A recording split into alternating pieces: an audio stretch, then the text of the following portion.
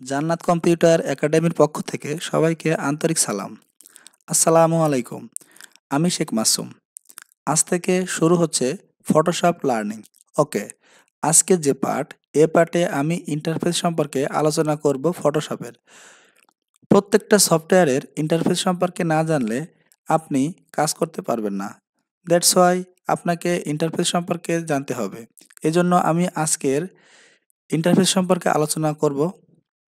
আমাদের চ্যানেলের উদ্দেশ্য হচ্ছে কি করে আপনি ফটোশপ, ইলাস্ট্রেটর, ইনডিজাইন, ফ্ল্যাশ ইত্যাদি যেগুলো গ্রাফিক্স রিলেটেড সফটওয়্যার রয়েছে এগুলোতে আপনি বেসিক লেভেল থেকে অ্যাডভান্স লেভেল পর্যন্ত টিউটোরিয়াল পাবেন আমাদের চ্যানেলে ইনশাল্লাহ। আশা করি ধারাবাহিকভাবে টিউটোরিয়ালগুলো দেখবেন এবং ভালো লাগলে অবশ্যই আমাদের চ্যানেলটিকে সাবস্ক্রাইব করবেন, লাইক, কমেন্ট এবং বেশি বেশি করে শেয়ার করবেন। তাহলে শুরু করা যাক আজকের ইন্টারফেস সম্পর্কে।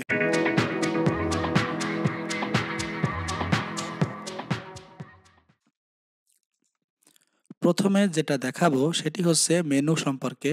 File, edit, image, layer, type, select, filter, view, window এবং হেল্প, এগুলি হচ্ছে মেনু।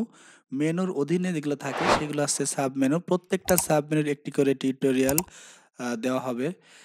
মেনুর নিচেই দেওয়া আছে, এটা অপশন বার বা কন্ট্রোল প্যানেল বলা হয়। এটি মূলত টুলবার সাথে সম্পর্কিত। যেমন মুভ টুলে ক্লিক করলে মুভ টুল সম্পর্কের যাবতীয় আইকনগুলো এখানে দেখাবে বা কাজগুলি দেখাবে। এর নিচে দিয়ে রেক্টেঙ্গুলার মাইক্রো টুলে ক্লিক করি তাহলে দেখেন এই কন্ট্রোল প্যানেলের বা অপশন বারের আইকনগুলো চেঞ্জ হয়ে যাচ্ছে। মানে আমি যে টুলে ক্লিক করব এই টুলস সম্পর্কে কাজের সুবিধার্থে সব গুলো এখানে শো করবে। অপশন বার বা কন্ট্রোল প্যানেলের নিচেই থাকে টুলবার। টুলবার আমি চাইলে এখান থেকে সরিয়ে আমার ইচ্ছামতো অন্য একটা জায়গায় স্থানান্তর করতে পারি। যেমন এখানে উপরে রাইট অ্যারো দেওয়া আছে, এটার মানে হচ্ছে যদি রাইট অ্যারোতে ক্লিক করেন তাহলে সিঙ্গেল বারটা ডাবলে পরিণত হবে। যদি লেফট অ্যারোতে ক্লিক করেন তাহলে ডাবল বারটা সিঙ্গেলে পরিণত হবে। এবং ডান পাশে আছে এই যে উপর থেকে নিচ পর্যন্ত, এটা হচ্ছে ফ্লোটিং প্যানেল। প্যানেলের ভিতর যে অপশানগুলো আছে এক একটা প্যালেট। আপনি যদি চান যে এই প্যালেটটা আপনার কাজের সুবিধার্থে ওখান থেকে বাইরে নিয়ে এসে কাজ করতে, সেটাও পারবেন। আমি এখানে কয়েকটা এনে দেখাবো পাত, আমি চাইলে এখানেও নিতে পারি।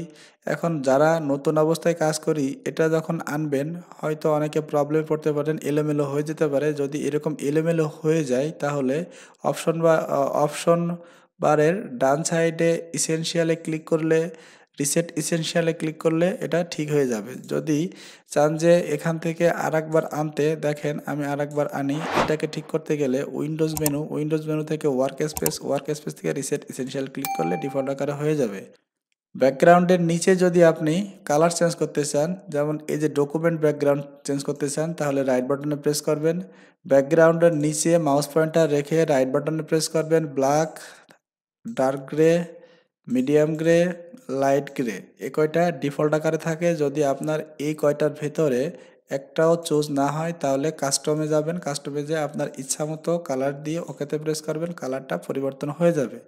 এছাড়াও আপনি যদি চান যে ইন্টারফেসের কালার চেঞ্জ করতে, সেই ক্ষেত্রে আপনাকে এডিট মেনুতে যেতে হবে। এডিট মেনুতে যে প্রিফারেন্সে যেতে হবে, জেনারেল সেটিংয়ে যেতে হবে। এখান থেকে আপনার ইন্টারফেসে ক্লিক করতে হবে এবং এই যে কালার থিমটা আছে এখান থেকে আপনি 4টা কালার ডিফল্ট আকারে আছে, আপনি যেটা মনে চায় সেটা আপনি ক্লিক করে ওকেতে ক্লিক করলে এটা কালার চেঞ্জ হয়ে যাবে।